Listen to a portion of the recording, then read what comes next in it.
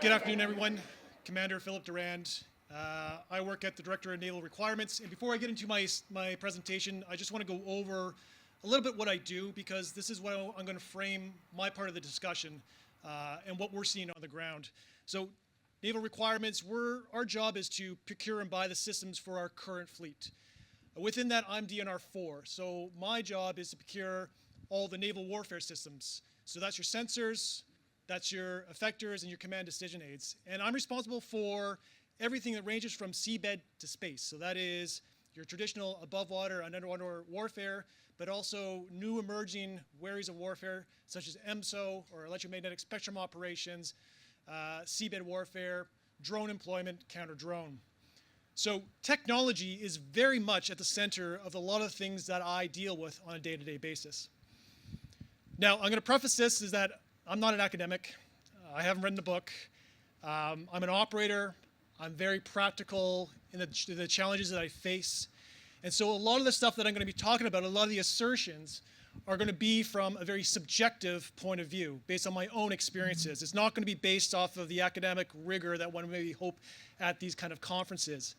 But I think that perspective is still very important, because as much as a lot of the discussion that we've had today on the theory informs the choices and decisions that I make at the practical level, the experiences that I see and that I have at the practical level need to inform how we're doing theory at the same time. And that's partly what I hope to impart today. Now, what I want to do is I want to give you insight into the key question that drives me and my team every single day. And the key question is, how do I get capability, the right capability, to the ships so that our captains and our ships can achieve the mission and come home safe, especially in the fact that the operational environment is rapidly changing, both from a changing world order perspective, as well as how much technology is changing what we do. And so that's what we wrestle with about how to do that, especially in a procurement system that is not necessarily the most agile or quickest out there. So that's sort of where we're going to go with a lot of that and those challenges. Now, the other piece of it is Dr. Mitchell asked me to frame this in Jeune École, which I'm not going to lie, I had to look up and read a little bit about. So to start in that framework, I'm going to propose a bold statement in the spirit of maybe hoping to generate some questions and discussions later on. So if you can go ahead 2 slides, please. Nope, sorry, go back 1 slide. I thought there was a disclaimer.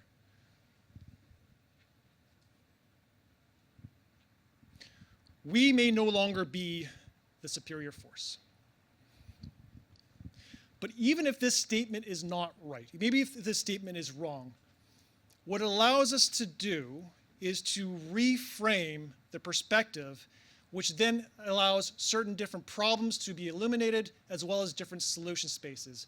And so I'm using this statement in order to start looking at the way we need to look at how we change our policy, our doctrine, our tactics, but most critically, our assumptions and our mental models. Next slide.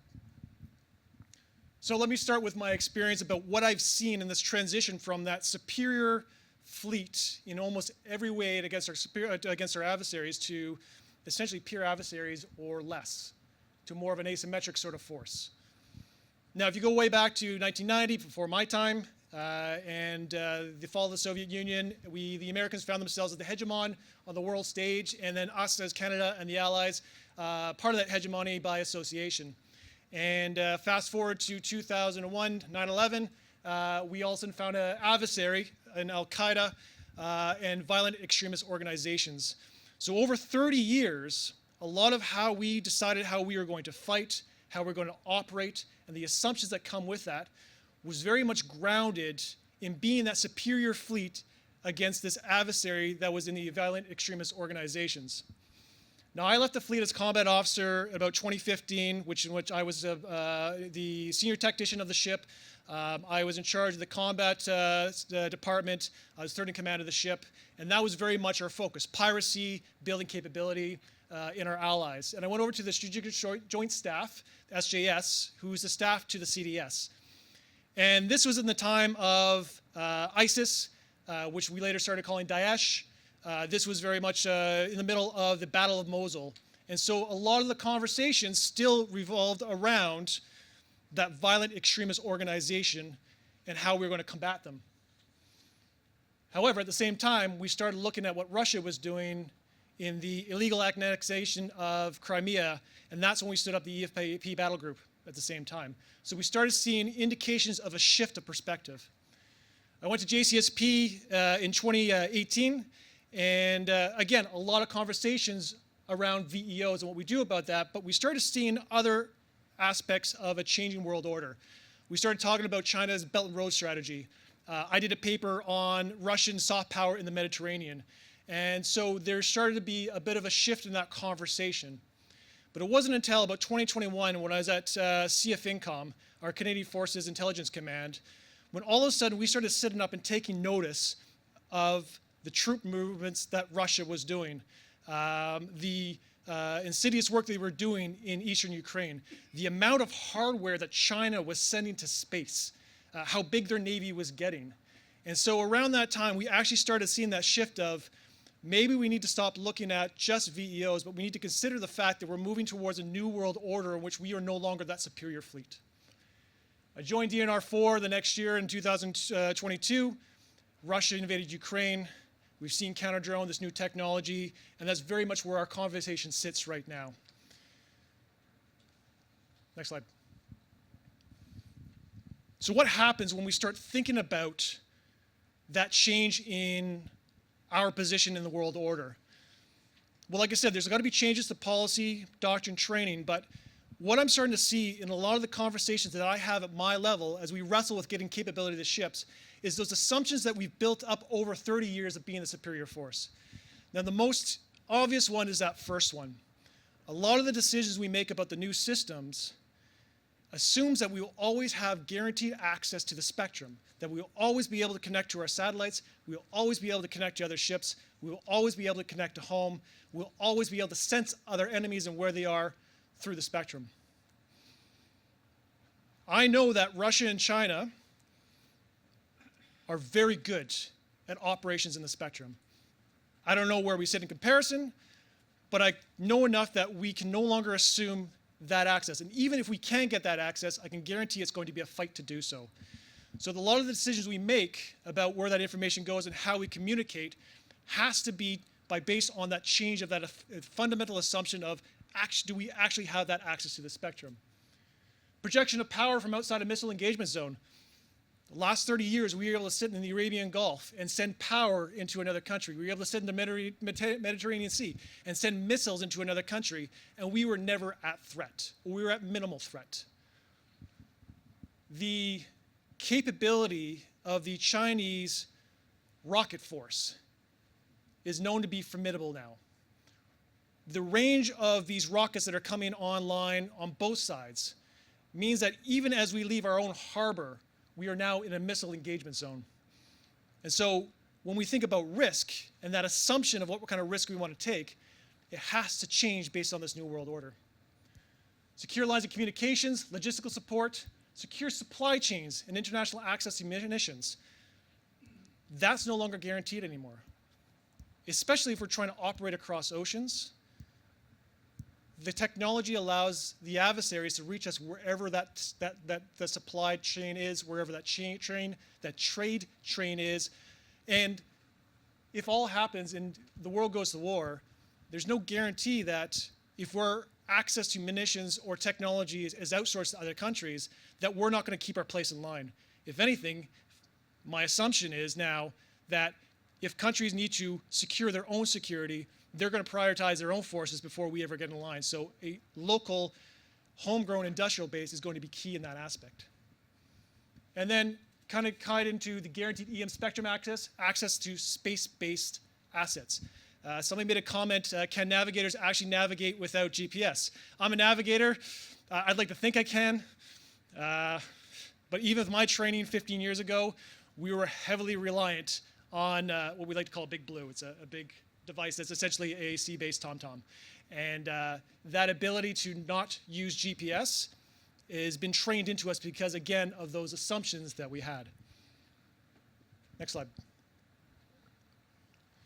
So what about technology? Technology is disrupting how we fight, but it's also enabling it. And there's a lot of aspects. There's actually a few more that you probably put on. One of them, in fact, the Alex is going to talk about with LiDAR. So there's a few that I put on that we are considering as we think about what systems to get to the ships. I'm going to talk about two popular ones, and I'm going to talk about two that don't necessarily make popular media on this. So first one, the popular ones is obviously drone and AI. Drones and counter-drone are definitely changing warfare. We've seen that evolution over the last 5 years. But one of the arguments that we're taking from a Navy is that it's no longer just a niche threat that requires a niche capability. We are expecting and now assuming that drones are going to saturate the battle space. And so therefore, this is now an evolution of how we fight. And that changes a lot of the things that we're doing and thinking about what capability we want to give to the ships. The best defense that we're learning against a drone is another drone. So what does that look with about how we fight in our own organic systems on our ship? AI. I can tell you AI is fantastic for writing all the procurement documents that I have to write. It's been a godsend. But the thing we're actually looking at that I think was missing from some of the discussions today was the autonomy piece, especially when it comes with drones. Right now, drones are able to sense and avoid. Essentially, that means the DJI that you are able to purchase, it could sense an object, it could stop, it can make sure it doesn't hit it. But what we're watching for is that ability for the drone to actually sense that it's being jammed, sense that the mission has changed, sense that you've put obstacles in its way, and then make decisions to still achieve the mission without any sort of operator input. Right now, to counter a drone, the best way to do that is to go after that RF connection between the operator and the drone. If it doesn't need the operator anymore, how do I counter that? Now, a couple things that aren't necessarily talked about that I think are important is electromagnetic spectrum operations. Again, making sure we have access to that spectrum. But we're seeing things such as, just recently in the news, the Chinese Ghost Fleet. The fact that they could take these expendable off-board, what's called a digital RF memory, is essentially a recorder. It records your radar signal. It manipulates it slightly and spits it back out. So on your radar screen, what you see is multiple contacts when there's only one, a Loki effect. That's changing how we sense, that's changing how we operate, that's changing how we need to assume that we're going to be in that battle space. Seabed warfare is the other thing. We're seeing a lot of that, and CDS talked about the fact that you could simply take an anchor and drag it along the seabed and disrupt some very critical infrastructure that we have there that we assume would never be touched. That is a lot of our economic lifeblood right on that seabed that we now need to figure out how to defend. And quite frankly, if we're actually in a war, how are we going to attack the enemies at the same time? That's a new area of warfare we've never considered. And so these are all the things that we wrestle with practically on the ground about how do I make sure that that ship is ready to do all of this with that technology as it's coming online so that they can achieve that mission and come home safe. Next slide. So I'll go back to my original statement. Even if it's untrue that we are now the asymmetric fleet being outgunned by our adversaries, still the fact of the matter is that our operational area has changed significantly and still continues to evolve rapidly. And so everything we've done in the past has to change. And most critically, those assumptions that we've had over the last 20 years need to be surfaced, looked at, and reintegrated back into our fleet. And that's a lot of the work that we're doing now. Thank you.